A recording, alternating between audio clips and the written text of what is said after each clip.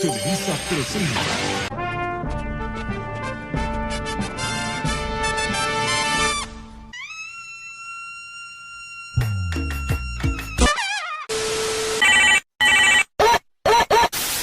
Hola, ¿qué tal, grupo? ¿Cómo están? ¿Bien? Reportarse.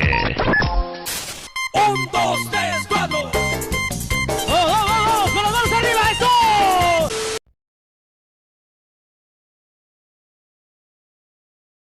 Por Garduño Francisco, Francisco Yáñez, Martel Guzmán, Arriaga Martínez y Garduño Ramírez.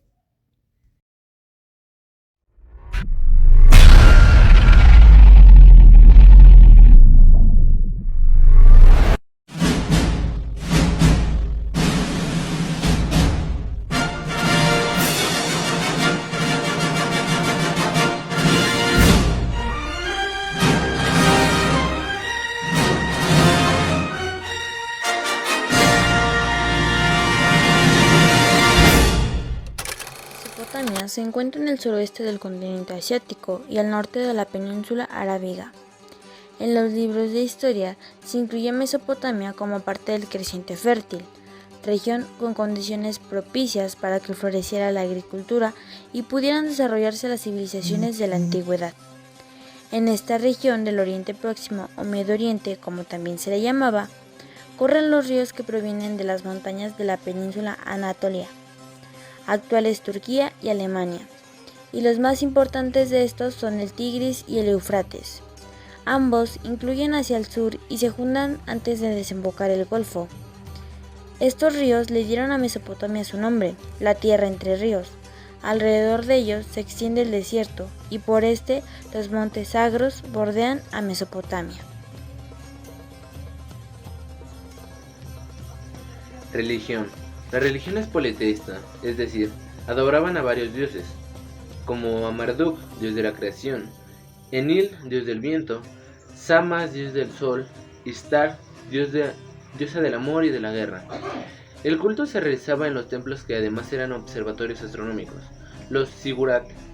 Los dioses de Mesopotamia tenían una apariencia antropomórfica y un comportamiento similar al de los humanos. Comían, se casaban, se peleaban, tenían descendencia. La diferencia fundamental entre dioses y hombres era la inmortalidad de los primeros, aunque podían concedérsela a quien ellos quisieran. Los dioses mesopotámicos eran crueles y vengativos, inmisericordios con el hombre la mayoría de las veces. El mejor ejemplo de esto lo tenemos en el relato del diluvio, copiado posteriormente en la Biblia, que envió el dios Enlil contra los hombres para exterminarlos por ser demasiado ruidosos y no dejar de dormir. Es decir, los hombres mesopotámicos no sentían amor por sus dioses, sino una mezcla de miedo, temor y sumisión hacia sus creadores. Y de esto no se libraban ni los reyes, que debían recurrir a los oráculos para saber si los dioses aprobaban cualquiera de sus decisiones, campañas militares, sucesión, etc. Costumbres y tradiciones. Los festivales de la antigua Mesopotamia honraban a los patrones divinos de una ciudad, estado o al dios principal de la ciudad, que controlaba la religión o el imperio. El más antiguo de todos es el festival Akitu, que se llevó a cabo por primera vez en Sumeria durante el periodo dinástico arcaico 2900 entre 2334 a.C. y siguió celebrándose durante el periodo seleucida entre 312 entre 63 a.C., además de otras celebraciones religiosas. Como no se diferenciaba la religión de lo estatal, los festivales también cumplían una función política, dado que unían los súbditos del rey para honrar al dios de la ciudad y en él pública de la aprobación del patrón divino. A lo largo del año se celebran los festivales por varios motivos, entre los que se incluyen Año Nuevo, el nacimiento de los dioses y los acontecimientos de sus vidas, luto ceremonial como los ritos del dios Tammuz, sucesos memorables como victorias militares, la siembra y la siega, Los festivales de la cosecha, la coronación del monarca, el nacimiento de los hijos de la realeza, la comprensión y dedicación de un palacio, templo o ciudad. Todas las celebraciones estaban asociadas implícita o explícitamente con el patrón divino de la ciudad o con el panteón mesopotámico en general, ya que se entendía que los dioses eran los verdaderos monarcas y el rey no era más que sus administradores. Con el fin de sostener su autoridad, el rey necesitaba cortejar el favor de los dioses, y aunque su aprobación se manifiesta mediante victorias militares, cosechas abundantes y un comercio próspero, los acontecimientos tales como el festival Akitu permitían una oportunidad anual para que lo divino continuara o terminara su relación con la dinastía regente.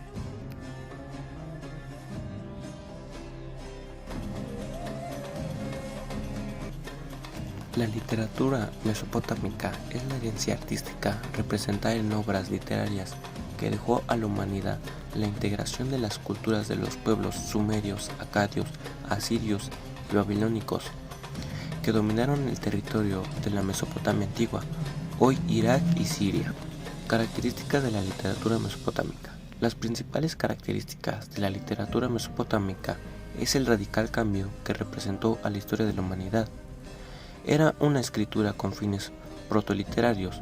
Los habitantes de estas tierras pasaron de usar la escritura para fines meramente administrativos relacionados con la comunidad a emplearla para transmitir leyendas, explicar hechos, noticias y cambios. Las culturas que la conformaron desarrollaron las principales formas de escritura conocidas. Sus obras se tallaban en piedra y arcilla, y la escritura empleada era la cuneiforme, cuñas de distintos grosores, dispuestas en diversas direcciones y ángulos para expresar distintas ideas. Los signos de su escritura tenían valor silábico e ideológico, por lo tal razón, descifrarlo resultó un labor complejo. La presencia del elemento mitológico, religioso y legendario en sus relatos, en los cuales se alaude la vida, personalidad y rasgos de sus dioses, los orígenes míticos y la obra de la creación del hombre. La escritura cuneiforme es el principal sistema de documentación escrita que se lleva a cabo en los reinos que habitaban en el Próximo Oriente, principalmente en la región en que comprendían Mesopotamia. El nombre de cuneiforme deriva del latín cuneus, que significa cuña. Esto se explica en la morfología triangular en la forma de la cuña de los signos escritos. Esto se hacía a partir de pequeños juncos que se imprimían sobre tablas de arcilla. La civilización sumeria fue la primera en desarrollar la escritura cuneiforme en torno al 3300 y 3200 a.C.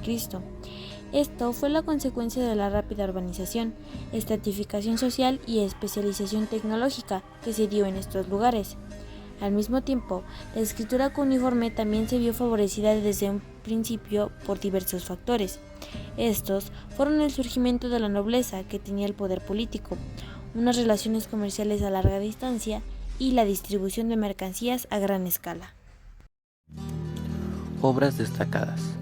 Los escritores de aquellas épocas eran constantes referencias mitológicas, crónicas, epopeyas, literatura didáctica, prosagios o las leyes, las cuales se recogían en los códigos. A continuación, las obras más representativas del movimiento literario. El Anuma Elish, poema de corte religioso que narraba cómo fue creado el mundo.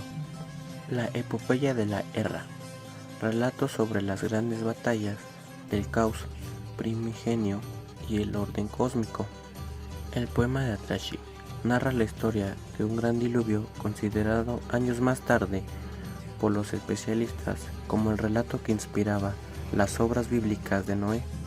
El poema de Gilgamesh, una epopeya sumeria que relata las aventuras del semidios Gilgamesh y de su amigo Enkidu luchando contra monstruos en busca de la inmortalidad. A continuación, contaremos la historia de la epopeya de Gilgamesh. Hace muchos años, cuando los antiguos dioses gobernaban el mundo, había un poderoso rey sumerio llamado Gilgamesh. Como gobernante de la gran ciudad de Uruk, en Mesopotamia, Gilgamesh construyó magníficos templos en forma de circular. Rodeó su ciudad de altas murallas y plantó muchos huertos de frutos raros. Sin embargo, Gilgamesh no era un hombre corriente. Era un semidios hijo del rey sacerdote Lugalbanda y de su madre la diosa Ninsun. Por consiguiente, Gilgamesh era una criatura ejemplar más alto que el resto de la gente, con una belleza impresionante y una fuerza física fuera de lo común. Sin embargo, aunque era un semidios y tenía una vida más larga de lo normal, Gilgamesh no era inmortal.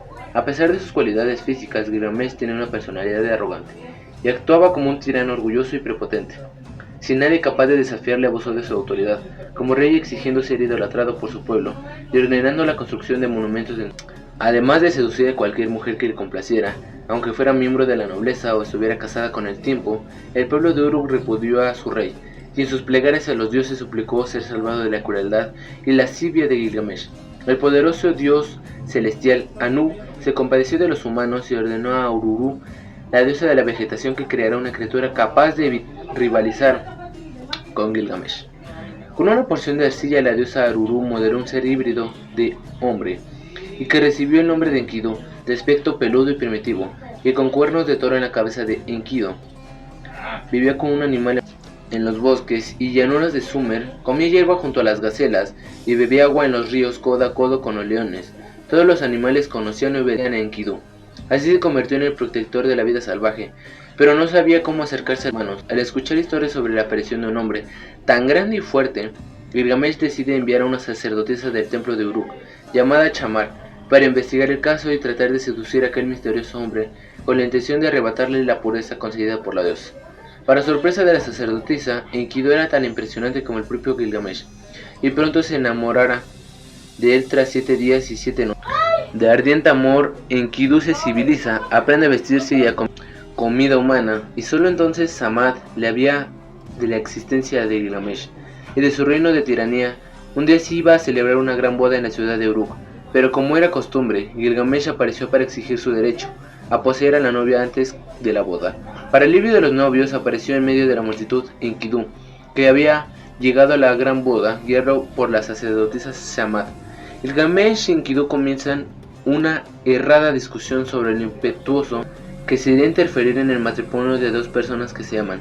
Por primera vez en su vida, Gilgamesh se encuentra con alguien que le lleva a la contraria, lo que le enfurece por completo, dándose cuenta ya del desastre que se avecina. La multitud se aleja rápidamente del lugar, dejando a los dos gigantes frente a frente. Gilgamesh fue el primero en iniciar las agresiones y pronto los dos poderosos seres intercambiaron golpes entre sí. La épica lucha entre los dioses y dioses duró 7 días seguidos y destruyó varias casas de la ciudad. Cada puñetazo lanzado entre los dos titanes bastaría para matar 5 guerreros humanos, pero ninguno de los dos parecía ceder, e inevitablemente empezaron a admirarse mutuamente. Finalmente Gilgamesh consigue asestar un fuerte golpe que derriba a Enkidu, pero en lugar de exterminar a su oponente, Gilgamesh le tiende la mano y ayuda a Enkidu a levantarse. Ambos se sienten orgullosos de su combate y se saludan con un abrazo, sellando así un juramento de amistad eterna. A partir de ese día se saludan con un abrazo, sellando así un juramento de amistad eterna. A partir de ese día se saludan con un abrazo, sellando así su juramento de amistad eterna. A partir de ese día Gilgamesh se convierte en un rey más justo y deja de atormentar a su pueblo durante los años siguientes. Gilgamesh y Enkidu viajaron por muchas tierras desconocidas, donde vivieron muchas aventuras y juntos derrotaron a monstruos y héroes de todo tipo. Sin embargo, un pensamiento rondaba sobre la mente de Gilgamesh, que ya se estaba dando cuenta de que tanto él como Enkidu estaban envejeciendo y algún día tendría que enfrentarse a buscando a ser inmortales sus hombres. Gilgamesh insiste a Enkidu en que viajen al bosque de los cedros, donde vive un poderoso demonio llamado Humbaba, que era un ser tan terrible y peligroso que incluso los dioses le respetaban. Humbaba nunca se había alejado de su bosque, por lo que no hizo ningún daño para provocar el ataque de Gilgamesh, pero aún así tendría que defenderse de sus atacantes. En cuanto ven al demonio Humbaba, la pareja de semidioses se queda paralizada de terror, pues nunca antes habían visto una criatura tan aterradora. Haciendo acopio de valor, Gilgamesh ataca con su hacha, y tras varios intentos consigue herir al monstruo en el flanco. Enkidu utiliza su lanza para asestar el golpe mortal en la garganta de Humbaba, poniendo fin así a aquel gigantesco monstruo. Sin embargo, antes de morir, Humbaba maldice a ambos diciendo que uno de ellos morirá, por lo que hizo a un Gilgamesh, y Enkidu habían logrado una gran hazaña a la muerte de Humbaba. Enfureció de los dioses, no obstante Gilgamesh y Enkidu regresaron a la ciudad de Uruk, donde planeaban celebrar un gran festín para festejar su victoria. Pero durante la fiesta apareció una invitada inesperada, Istar, la diosa del amor, la belleza y la guerra y la fertilidad. Quedó impresionada por la belleza y la fuerza de Gilgamesh y decidió que lo convertiría en su amante. A pesar de sus muchos encantos, Istar no consigue seducir a Gilgamesh. Este la rechaza afirmando que sabe que todos los demás amantes de Istar han tenido una muerte horrible. Istar se enfurece ante la osadía de Gilgamesh y jura vengarse.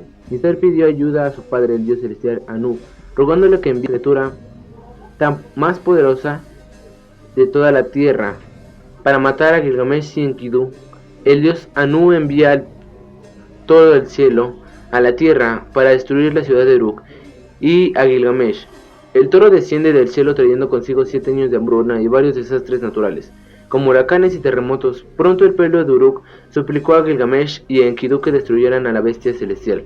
La gran lucha entre los dos semidioses y el poderoso toro divino conmociona a toda Mesopotamia.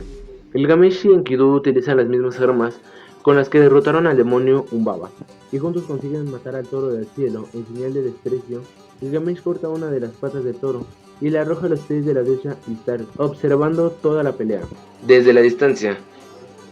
Ahora no solo Istar estaba furiosa, sino que también los demás dioses se volvieron contra Gilgamesh y Enkidu, y decidieron castigarlos tras deliberar sobre el suceso. Los dioses deciden que Enkidu debe morir, pues fue él quien sujetó al toro del cielo por los cuernos, permitiendo a Gilgamesh aceptar el golpe final al animal. Pocos días después, Enkidu enferma gravemente, y se da cuenta que su muerte se acerca. Al ver a su mejor amigo en esta situación, Gilgamesh se desespera ordenando a los mejores médicos del reino que busquen una cura, pero no hubo éxito. Enkidu murió agonizante y delirante en brazos de Gilgamesh, que lloró amargamente durante varios días la muerte de Enkidu, y su temera. Gilgamesh, en su propia existencia y su miedo a morir, le impulsó a emprender un viaje en busca del secreto de la inmortalidad y de una forma de resucitar a Enkidu. Viaja lejos a través de las montañas y desiertos con la esperanza de encontrar a Unapichetem, el hombre que sobrevivió al diluvio universal, y fue recompensado con la inmortalidad por los dioses con la ayuda de un barquero llamado Usanabi. Gilgamesh consigue cruzar un gran lago de aguas venenosas y llega por fin a la casa del inmortal Unapichetem, pero para decepción de Gilgamesh, Unapichetem le explica que solo los dioses pueden dar la vida eterna. Sin embargo, existía una planta milagrosa que solo podía encontrarse en las profundidades del mar, y que era capaz de rejuvenecer a quien le comía, prolongando así su esperanza de vida. Gilgamesh se sumerge en el mar y consigue encontrar la planta, pero cuando regresa a la superficie decide dejarla a orillas de un lago, mientras se bañaba para purificarse del largo viaje. En ese momento ocurre algo terrible. Una serpiente común acaba siendo atraída por el dulce olor de la planta y termina devorándola. Cuando Gilgamesh se da cuenta de lo ocurrido, ya es demasiado tarde, y solo encuentra una piel de serpiente seca, lo que indica que el animal ha rejuvenecido. Gilgamesh se da cuenta por fin de que ningún hombre, por fuerte y rico que pueda ser, no puede vencer a la muerte, aceptando así su propia mortalidad. Regresa a Uruk y por primera vez se da cuenta de lo magnífica y duradera que es su ciudad, y que su legado como un buen rey sería lo más parecido a la inmortalidad que podría alcanzar. Gilgamesh desde entonces decide escribir su historia en tablillas de arcilla, eternizando por siempre su nombre y el de su amigo Enkidu y sus grandes aventuras.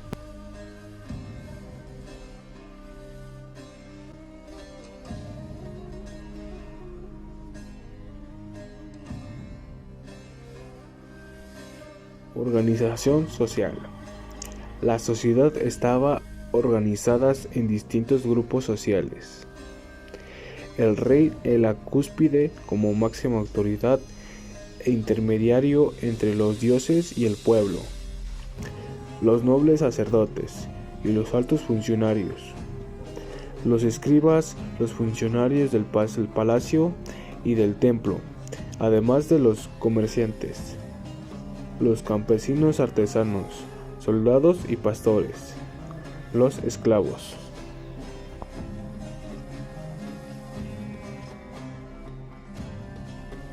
vestimenta, conforme a los registros que se conservan en los altos y bajos relieves, así como en las esculturas de estas culturas.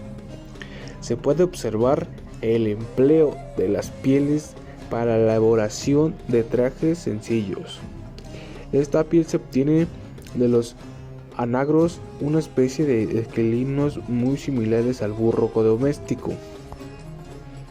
También se tiene registros de que las vestimentas fueron una herramienta para dividir los niveles sociales, clasificándose en 3 tipos.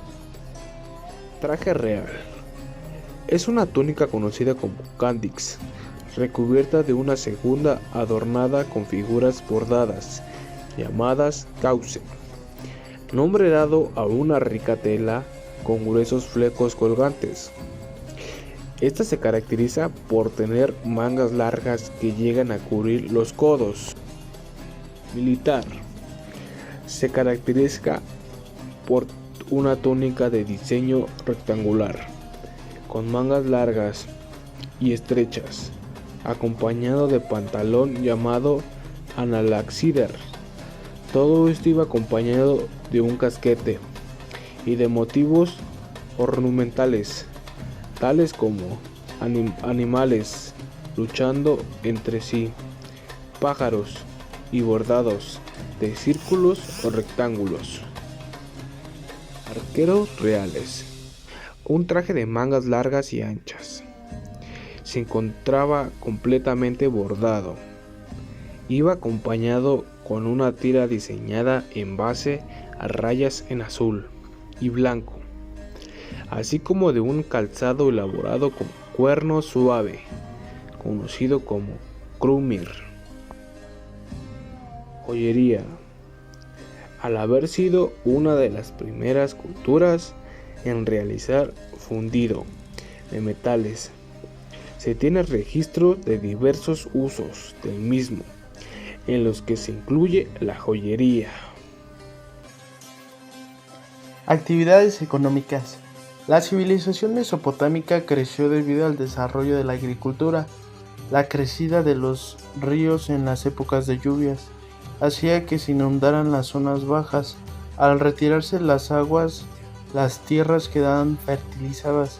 La producción agrícola era magricultura, Mesopotamia, y importante originado excedentes que motivaron el auge del comercio. Agricultura. Fue la actividad principal. La construcción de canales para el regadío hizo que se ampliaran las tierras del cultivo y la producción fuese importante. Los cultivos principales fueron los cereales, hortalizas y legumbres. Ganadería. Se desarrolló fundamental el ganado ovino, ovejas, y bovino, bueyes y vacas. Artesanía. Fundamental el trabajo con lana, el metal, la alfarería y la orfebrería. Comercio. Tiene un desarrollo muy importante debido a los excedentes de producción. Se exportaban cereales y tejido, importaban oro de Egipto, cobre de Anatolia, piedra y madera de Persia. Inicialmente se hacía en forma de trueque y más tarde las transacciones se realizaron con la moneda.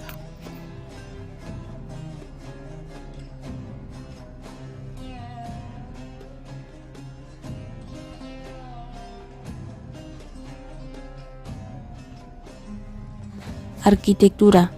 Fueron arquitectos, destacándose así entre sus construcciones los zigurats, torres escalonadas, una construcción de largas y amplias plataformas sobrepuestas en cuya cima había templos. Los materiales más utilizados son la arcilla y el ladrillo, frente a la piedra y la madera, que casi no se utilizan. Hay una cierta evolución.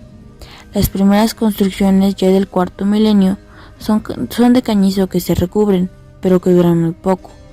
Posteriormente, realizan construcciones de barro sin conformar, para más tarde de adobe y por último de ladrillo. Se trata de ladrillos alargados y estrechos que ya en la época babilónica se vidrian, lo que permite policromar y hacer relieves. Se usan con argamasa. Se construyen sobre terrazas para evitar la humedad. Los muros son al principio gruesos, lisos y verticales, no en talud, pero van a tener unos salientes de modo contrafuertes para reforzar y evitar la caída de la lluvia. Como elemento de soporte se utilizan pilares sencillos, cuadrados y también columnas, aunque más de un carácter ornamental. Están hechas con materiales pobres, recubiertos con piedrecillas a modo de mosaico geométrico y de colores. Esto a veces también se hace en el interior de los muros. Conoce el arco y la bóveda, que van a ser la forma más utilizada especialmente en edificios más nobles. Sin embargo, las casas estarían adinteladas de estas. El urbanismo mesopotámico. Las ciudades estuvieron amuralladas y fueron pequeñas. En un principio tenían el trazado irregular y se construían alrededor del templo, pero posteriormente el trazado fue adquiriendo una manera más cuadriculada. Las casas eran sencillas y en esencia constaban de un patio alrededor del cual se construían las habitaciones. La cubierta exterior siempre era adintelada, aunque en el interior fueron abovedadas. Eran casas muy cerradas, con pocos vanos, debido al clima y también para dotarlas al carácter defensivo. El palacio seguía la estructura de las casas, pero una multiplicación de patios y estancias, llegando a ser un palacio-ciudad, ya que no solo residía en el rey, sino también en la nobleza y los encargados de administración. El templo. Desde un principio fue la construcción sobresaliente. La finalidad del templo fue de distinto tipo, en veneración, rezo, administrativa, mercantil, etc. Se identifica con el sigurat o el sincurat, pero no hay que confundirlo, ya que este es solo parte del templo. Sigurat de Ur. Entre ellas quedan terrazas donde es probable que hubiese vegetación. Tenían otras dos plataformas y estaba coronado por un templete. A él se accedía por unas escalatinas, que eran la continuación central tras pasar por una especie de vestíbulo cupulando en que se unían las cuatro escalatinas y que tenían entradas de arco en punto medio y remates de almena, al igual que en el templete. Los muros tienen una ligera inclinación. Tumbas reales de Ur. Se trata de una necropsis de 17 tumbas regias. La más significativa es la del rey Abarhari y la de la reina Puabi o Shubar. La primera es muy importante porque muestra perfectamente la estructura que solían tener las tumbas, por un corredor excavado que se llegaba a dos estancias, una en la que se encontraba un sepulcro de piedra y en la otra un tesoro, ambas abovedadas. Al entrar, había 9 cadáveres de guerreros o de guardias. Después hay un resto de un carro de 4 bueyes y con boyeros y otros cadáveres. Junto a la cámara hay 9 cadáveres femeninos con instrumentos musicales. Todos han parecido con su indumentaria y ninguno tenía rastros de haber sufrido. Aportaciones a la humanidad. Todos estos inventos fueron efectivamente fundamentales para el desarrollo del hombre, tanto es así que a lo lejos de desaparecer como el polvo de sus construcciones, continúan presentes en nuestra vida diaria 5 milenios después. El conocimiento de las civilizaciones mesopotámicas no se convierte en algo lejano y extraño, sino muy a lo contrario, en un apasionante reencuentro con nuestro propio pasado como personas civilizadas. Entre las múltiples innovaciones de los mesopotámicos se encuentran la rueda, la cerámica producida a gran escala, las matemáticas, la hora, la escritura, los sellos cilíndricos y los sobres, los ladrillos producidos a gran escala, las ciudades, el mapa, la vela. Esos 10 representan solamente una pequeña parte de los avances tecnológicos, culturales y científicos producidos en la antigua Mesopotamia. Asimismo, su más grande aportación es la escritura cuneiforme, el primer sistema de escritura del que tenga evidencia, adelantándose a los jeroglíficos egipcios por 75 años. Asurbanipal, a veces mencionado como Ashurbanipal o Asurbanipal, el primer bibliotecario de la historia, fue el último gran rey de Asiria. Reinó entre el 668 a.C. y el 629 a.C., hijo de Sartoni Nakiasukutu. Es famoso por ser uno de los pocos reyes de la antigüedad que sabía leer y escribir. Durante su reinado, la escultura asiria alcanzó su apogeo, lo cual se aprecia en los palacios de Nínive. Él era conocido con diversos nombres. Algunos textos latinos y medievales lo llamaban Sardanapalus, los griegos lo conocían como Sardanapal y en el Antiguo Testamento es mencionado como Osnaper. En el reinado de Asurbanipal, el esplendor asirio era evidente, no solo por su poderío militar, sino también en su escultura y las artes. Asurbanipal creó la biblioteca de Nínive, la cual fue la primera biblioteca que recogió y organizó el material de forma sistemática. En Nínive se recogió toda la literatura disponible en la escritura cuneiforme en aquel entonces. Algunas tablillas de la biblioteca de Nínive conservan las versiones más completas del poema del Gilgamesh en los lenguajes sumerio y arcadio. Otras eran usadas como diccionarios sumerio-arcadio, mientras que algunas contenían textos sobre astronomía y astrología. El juego más grande de tablillas se encuentra en el Museo Británico, en Londres. Se trata de textos proféticos que enseñaban a los escribas a interpretar el significado de lo que presenciaban. La biblioteca de Asurbanipal fue una gran biblioteca en la ciudad asiria de Ninivea, iniciada por el rey Sargón II, que reinó desde el 722 al 705 a.C. y ampliada por el rey Asurbanipal 669-627 a.C. Se encontraba situada en el recinto del palacio. La biblioteca consistía en una colección de tablas hechas de arcilla, cubiertas de una estructura fina y apretada. Por ambos lados se llegaron a reunir hasta 22.000 tablillas encontradas bajo los escombros del Palacio Real en Ninivea. Fue un famoso y muy considerado desde su creación, cuando los babilonios arrasaron Ninivea al mando de Nabopolassar. El 612 a.C. destruyeron gran parte de su contenido. Se trata de la colección más completa que se conoce de escritura cuneiforme, un legado cultural dejado por el rey Asurbanipal, que según las noticias escritas que se conservan sobre su vida mostró un gran interés por el saber y la ciencia de Mesopotamia, y dio una orden que buscar y confiscar todas las tablillas posibles, sobre todo en Babilonia. En ellas puede encontrarse los temas más diversos: gramática, diccionarios, listas oficiales de ciudades, tratados de matemáticas y astronomía, libros de magia, religión, ciencia, arte, historia y literatura. Una de las obras más famosas de la biblioteca es el poema de la Gilgamesh, considerada como la obra narrativa más antigua de la humanidad.